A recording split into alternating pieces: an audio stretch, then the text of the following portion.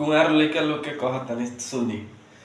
जब शादी नइखे भई रहत तब खूब दिल्ली, मुंबई, पंजाब, विदेश खूब कमाइल मन लगा के बुझाइल कि इंजीनियर कलेक्टर पूरा पैसा कमाता लोग। आ जब शादी हो गईल, मौगी आ गईल, एक बेर पांजा में पांजा ध के कही कि 2 साल हिले के नइखे।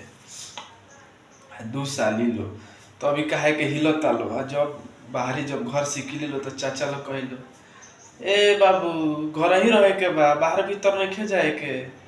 ती कहियन कि का कहतरा काका देखो ना पेटवा में थोड़ा सा प्रॉब्लम हो गईल बा, इलाज कराओ तनी, दवा कराओ तनी, ठीक हो जाए तबे न जाए कमाए।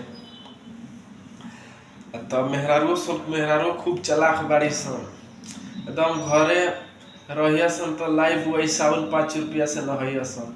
आ जब ससुरा में आ गइला के बाद एकदम लख 50 रुपया ला से ना तो डब साबुन 100 रुपया ला साबुन से नहिया सन। बाप रे बाप, नहीं ससुरे में ताके खूब चोला करे सन मेहरारू।